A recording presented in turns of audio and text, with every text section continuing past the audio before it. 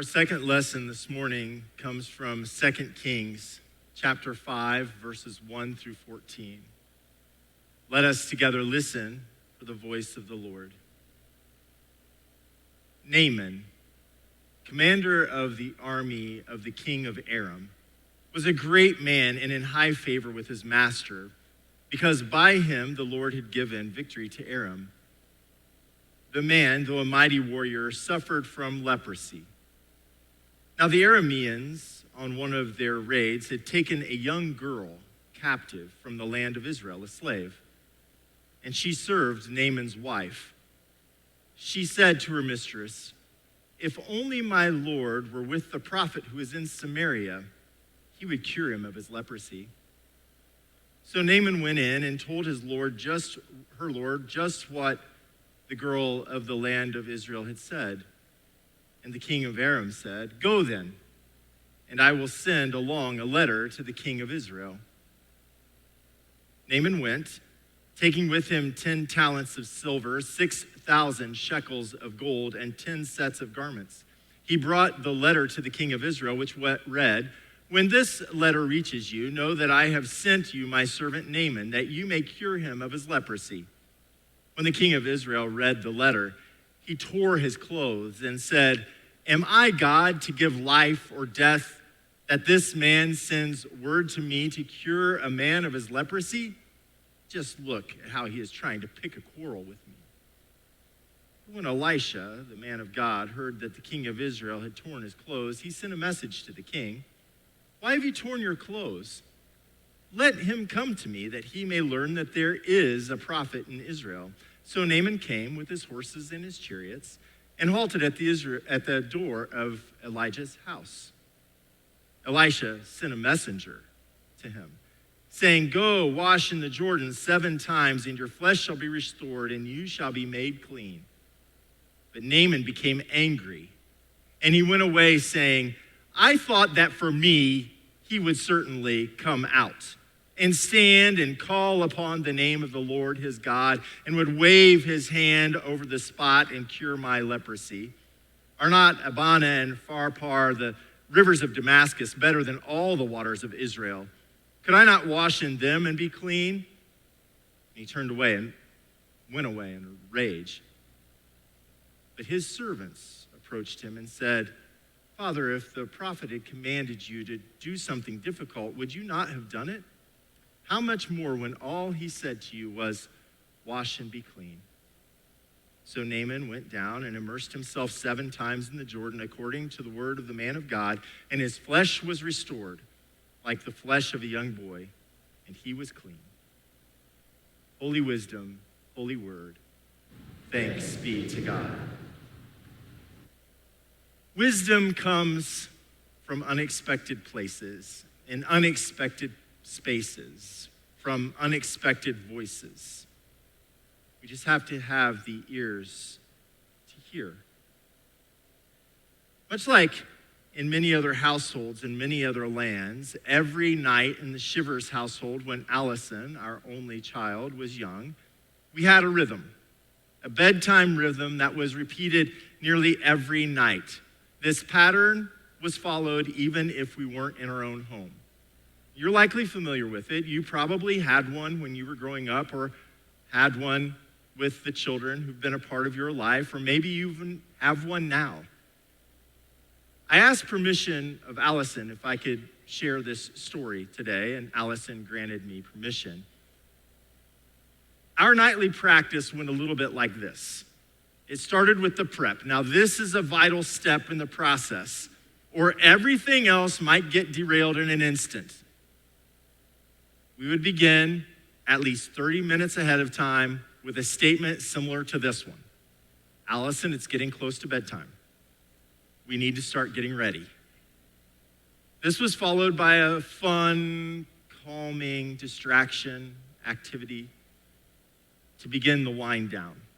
Usually a story of some sort, then bath time, then jammies, then bed for another story or 2 or 3, depending upon how successful and how cute the stalling techniques were.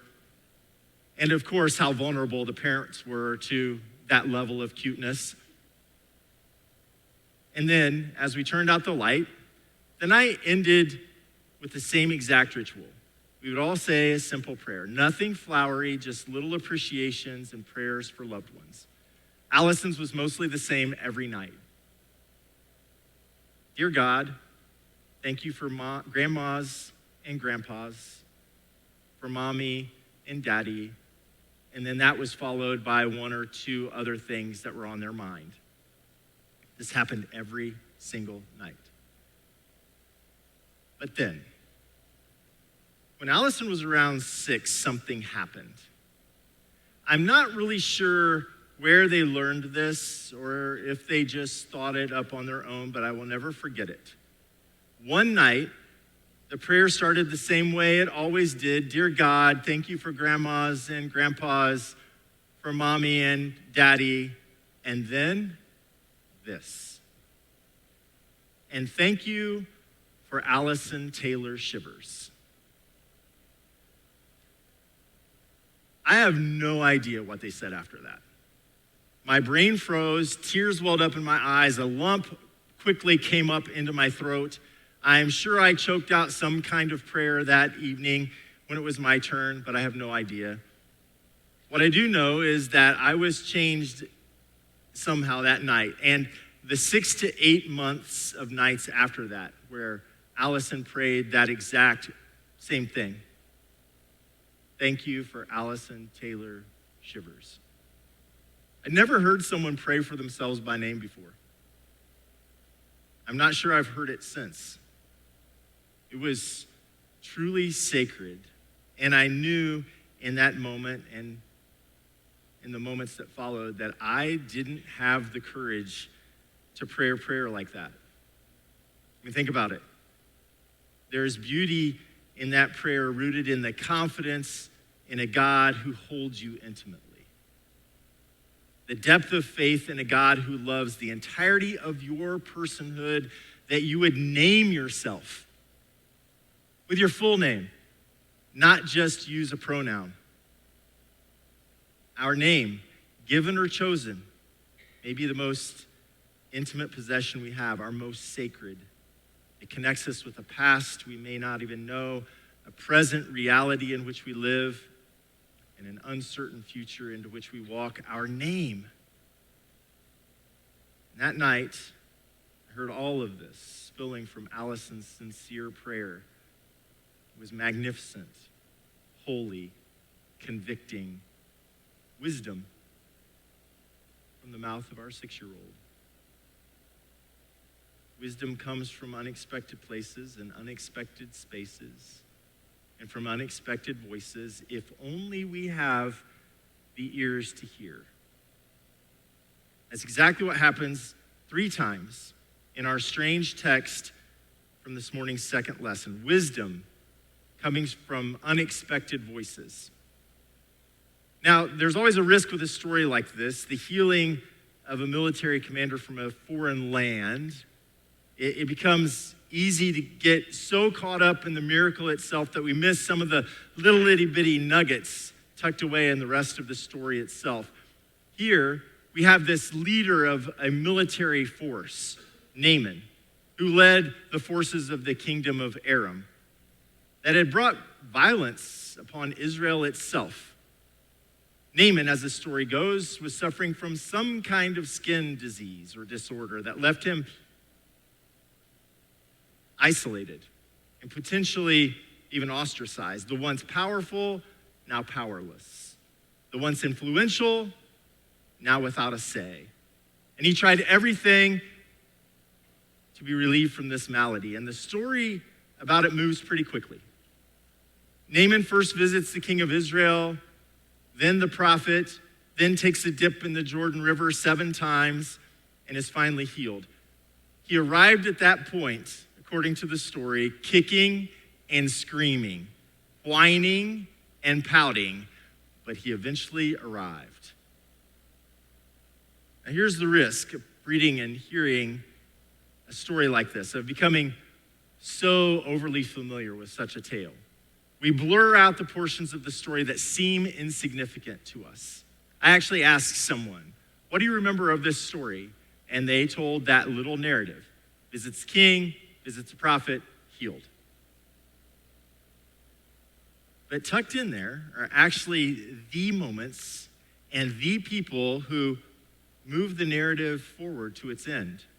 And in this story, there are 3 different vignettes where wisdom, direction, and correction come from different, unexpected, unnamed sources. That may actually be a good reading technique in Scripture.